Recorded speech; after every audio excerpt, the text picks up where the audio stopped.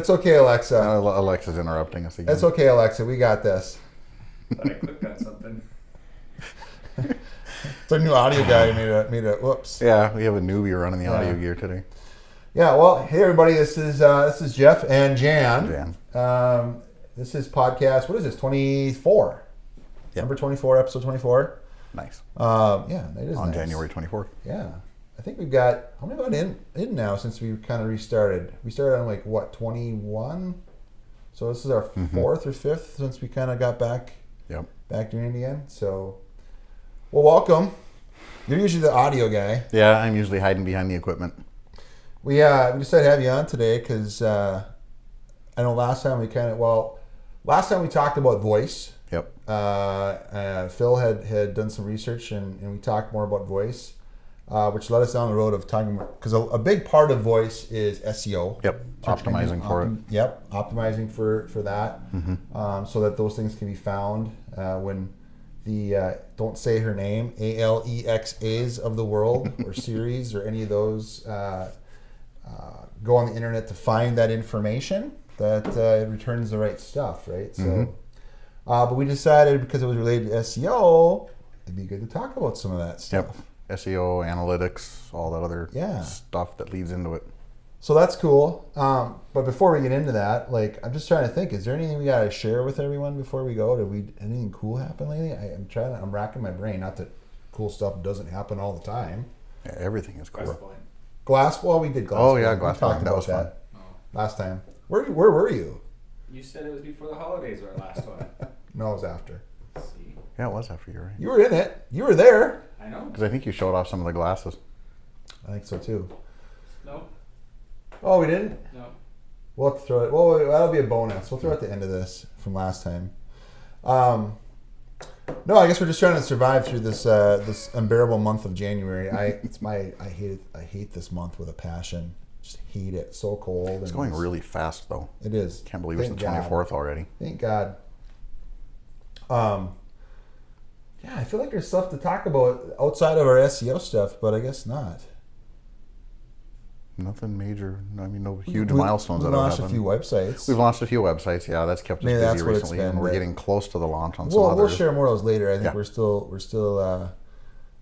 making sure those are all good to go with those clients. But anyways, so yeah, SEO and analytics. So I guess I'll just cut to the chase then. Nothing else dive right into it. Yeah. This is something we could probably drone on for a while about. So analytics. I think most people know what they are, but then I'm always surprised that when we meet, especially with a website client, now we're using HubSpot more. That's a huge part of that is the data behind it, what we learn about behaviors and what people are doing when they access content and websites. But I guess we might as well just make sure everyone knows what we're talking about. Yep. So in your words, what are analytics? Yeah, because there's a lot more to it than people realize. A lot of people think of analytics, they think of just statistics.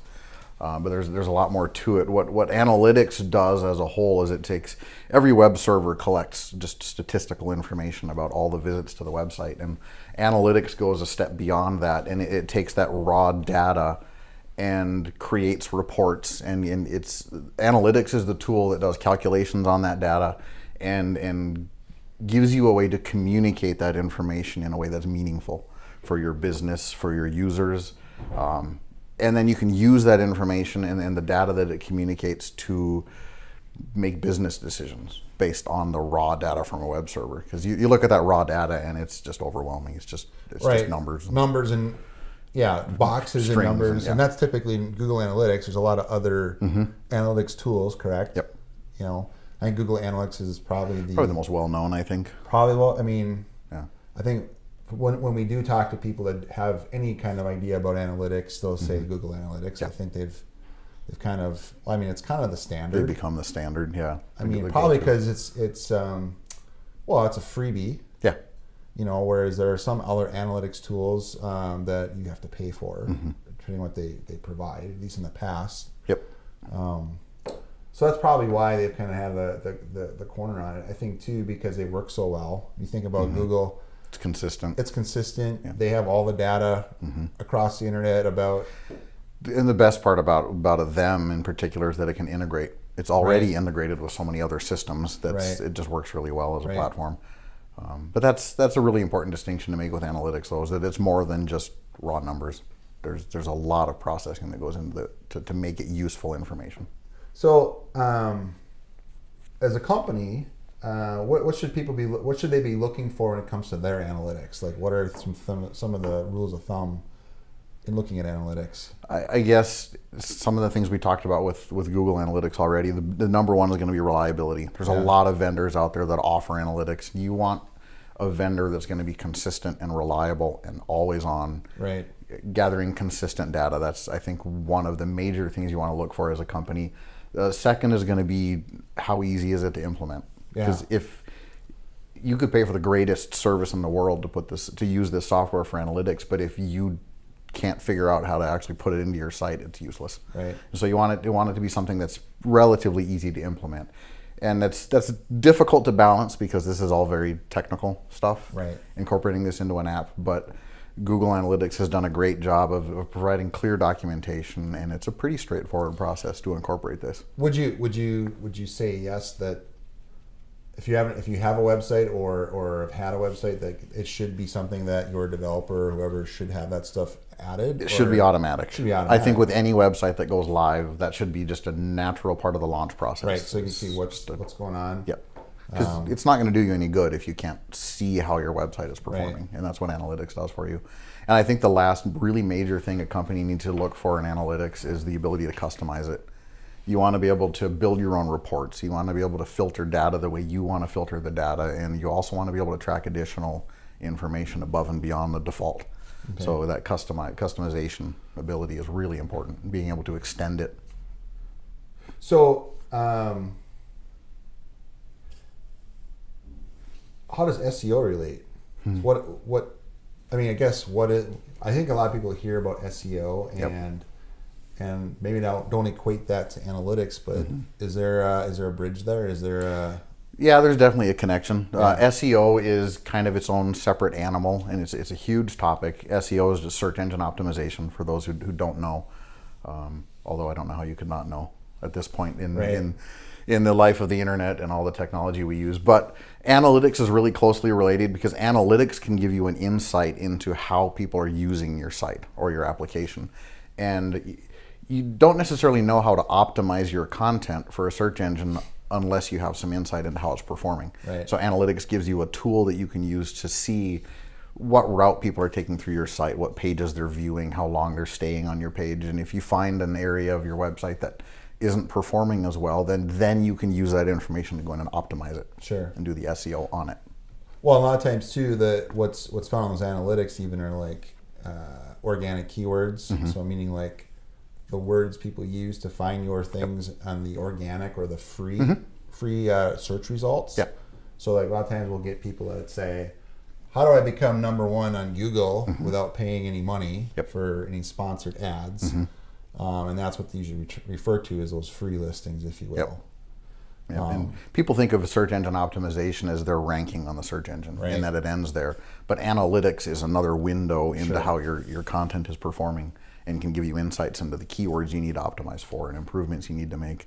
And when you start talking about integrations, that's one of the really nice benefits of Google as an engine is you can also integrate your analytics with this webmaster tools and Search Console and everything, and it can give you a lot of information, almost an overwhelming amount of information to drive search engine optimization. So what's the difference between Search Console and Webmaster Tools? And how are they related to? Analytics is what tracks the data, keeps the statistics. Search Console can actually, if you've integrated it with your analytics, Search Console can actually send you periodic recommendations. I got one the other day about some content that we had added to our website, and it said, hey, there's something wrong with this content, to get it to perform. On our website? Well, it was specifically about the accelerated mobile page view of it. And it said, you can improve it by adding this field to your page. And so I hopped into the page, made the change, and submitted it, and Google checked it again and verified, ta-da, you fixed your problem. Okay. That was Search Console. Webmaster Tools gets into where you can integrate both of those together and start running, having more control over your website as a whole.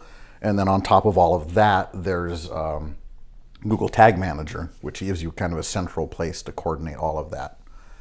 So it can get really deep into all the different integrations inside Google. And Google Tag Manager you can use for a variety of things, correct? Yep. Like we're using it for tracking clicks and tracking different events, different interactions. You can start to customize all of that information. You can start tracking analytics across multiple domains together, and that's all. It gives you one central place that you can manage all of those tags you put on your site, including paid ads. Yep. And ad integration. It makes it also easier to add. Because once you do it, then you can use that same basically tracking pixel, correct, for like ads and things like that. Tracking code, yeah. Tracking code. Yeah, and like on our website, we have multiple things integrated to it, but if I need to make a change, I have one bit of code in the pages of our site. I can go into Tag Manager, make all of my changes without having to change code at all. It just, Google takes care of it through the Tag Manager. So if you're a small, medium-sized business and you rank high in Google, what tips do you have to help them become more visible online in regards to analytics and or SEO? That's a really tough question, because we'll have people calling in all the time. I want to be listed number one in Google search results or whatever insert search engine. And we're like, yeah, take a number. Yeah. Everybody wants to be number one. Everybody wants to be number one. I think the number one piece of advice, and we say this to people all the time, is be patient. Right. It's a marathon. It's not a sprint. You're not going to start doing SEO and see immediate results. Right. It's going to be an organic process over time. If you want to do it right, it's an organic process that goes over time. So be patient. You'll get results. Unless you're willing to pay for ads. Unless you want to pay. But even then, if you pay for ads, it's obvious it's a paid listing. Right. That's not an organic ranking that's inside Google. Right. And it's also not guaranteed Correct. that you'll be placed in a certain order just because you bought an ad. Yeah. Because there's also others who might be bidding for the same whatever search criteria you're paying for to return your ad. Someone else might be willing to pay more for that space. And depending on the phrases you're trying to match for, the competition can be brutal. So that's why we even have some agencies that do nothing but this kind of stuff from a paid standpoint. They're dedicated to that entirely. Obviously, we do a lot of those things too, across the board. But there are some agencies that do nothing but that. Yep. Yeah. For good reason. For good reason. It takes constant monitoring and being able to adapt as circumstances change. So, and that's where probably content comes into play too, where as far as analytics and rankings, because obviously if you put out enough content that can be found, it's just going to drive more traffic, which obviously more traffic means your numbers, your analytics go up, or you might be doing certain actions through that content that you might want people to do based on behaviors. Yep. And that's, so that's almost like the third prong, if you will. It is. Here. And that's one of the recommendations I had in answer to that question, was to just follow best practices. Right. Organize your content well, optimize that content around the keywords and searches you want to be ranked for, and then keep track of it as it trends up and make adjustments as you go along. That's some of the best advice I would give you if you're starting off optimizing your content, is do it the right way. So we wrote a blog article a while ago about future-proof SEO. Was the name of it, blog post, and that was what I was talking about on there when you mentioned future-proof SEO. Is you're not trying to trick search engines into getting the rankings you need. That used to be a really common thing, spam-dexing back in the early days of the web and the internet when we were working on this, and you had people who were experts in tricking search engines into ranking you higher. But the problem with that is search engines get smarter and smarter as time goes on, and they adapt to those techniques. And it can actually reach the point where when you use some of those techniques to spam a search index, it'll actually have a negative hit on your ranking. Sure. Whereas future-proof SEO is using good content, targeting keywords, and putting information on there that your users want. And so as web crawlers change, and they do change, they're always changing, adapting, learning. As those adapt, your content is still going to be good, and it's still going to be consistent, and you're still going to be building domain authority and improving your ranking on the search engine. So explain domain authority, since you use that term. Domain authority. We've talked about it before in some blogs. There's blog posts about that as well. I think these all link together. Domain authority, the short version, is getting links back to your content from outside sources, and it's essentially just validating. Trusting that content. Building trust third parties validating your expertise in your area. You Right. want to be the thought leader in whatever you're writing about, Right. and that'll build your domain authority. So say you write a good article about SEO and analytics, and it gets picked up, and now everyone's linking to that article as a good example. That's obviously going to basically proving and validating that the trust in that content. Yep, you'll be gathering those inbound links. You create domain authority. Yes. So when it comes to analytics and your website, what are some base things you should be looking for, and then what are some base things? And when I say that, like, obviously you've heard about hits and things like that. What are some of the basics, and then what are some maybe other things that you can track that maybe people don't realize they can track? The base things are going to be the number of visitors you have. You want to keep track of whether they're new visitors, returning visitors, unique visitors. The sessions, which is a separate statistic. A session in a search engine, if you think of Google, a session is a single visitor's interactions with your website up until there's 30 minutes of inactivity, and then that session ends. And so it's going to track a user as it goes through that whole thing. And now, of course, that's going to vary because it depends on the cookies in your browser and whether you're on the same browser on the same computer. All those different things contribute. So sessions can be a little tricky. Right. You're also going to want to look at their route through your website, what pages they're landing on and where they go from there, or if they go anywhere, which leads to the bounce rate. So it's when a user hits a web page on your website and then does nothing else. That's a bounce. They haven't really connected. They didn't find what they're looking for. They kind of moved on. Really quickly. They clicked something else. Right. Beyond those base statistics, there's also a lot of demographic information. You can find your geographic location, the language you're browsing in, the browser you're using, the computer you're using, and on and on and on. And you can start to segment that.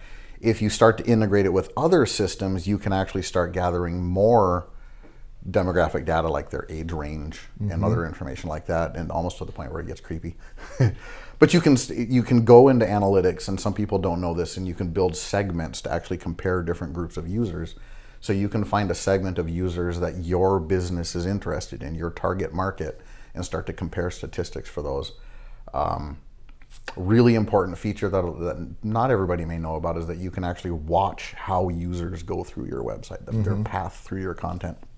And if there's a single page on your site where you see a lot of people dropping off, maybe there's something wrong with that page, or you need to add some links to that page to encourage them to go somewhere else, or a call to action, or so in that case, let's just say you followed a blog post that then led to some kind of call to action, and maybe took you to a landing page, but maybe then they didn't convert on that landing page. You can say, okay, we at least know they got this far, and the last 20 people that were there did the same exact thing. Why aren't they using it? Right. So maybe there's a way you can then probably you can test some other maybe content on the page, images, maybe the way it's written. Or it could mean that there's something wrong with your form. Right. And it's not working. And Right.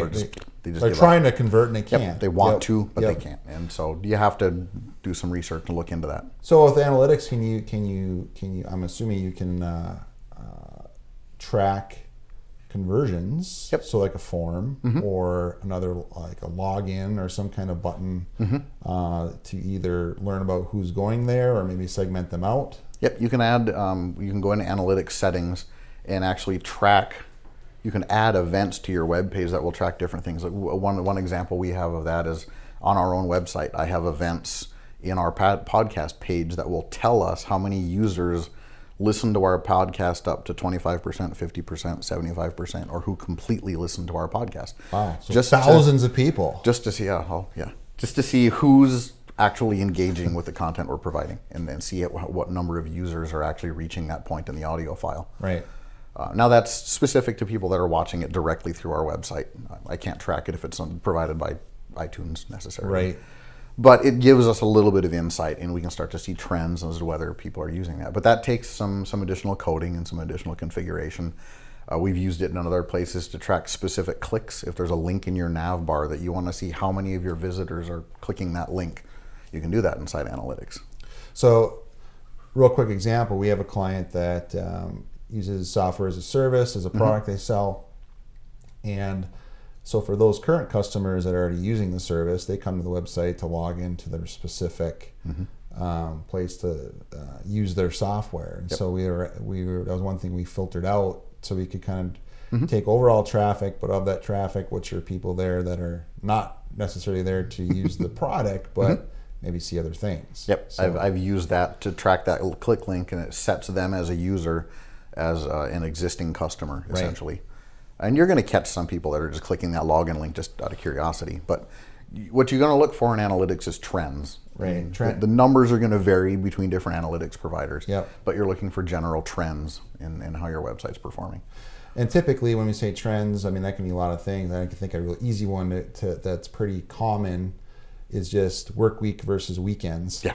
That's probably a good one, as an example. Yeah, you can narrow it down to what time of day. Right. And on which day during the week Right. your website is the most active. We found at one particular client it always seemed like Fridays at noon. Right. That hour was the highest activity on their site. So that could give you some insight onto when you should send out social media blasts. People are paying attention. Yeah, people are paying attention, or do it Right. at another time when people aren't paying attention to increase traffic. Yeah. At that time, and kind of offset that. And that kind of leads into the last thing that not necessarily everybody realizes about analytics is you can start using it for business intelligence. Sure. And using the information from that performance to make business decisions based on that data. BI. Yeah, business Not BO. intelligence, and also I mean, you can set goals and conversions, and you can actually give yourself some insight on revenue. If you have Yeah. a particular action on your site that is of certain value to your company, you can configure that inside analytics, and it will start. You can set revenue goals, and it will Sure. tell you whether you're meeting your goals or not.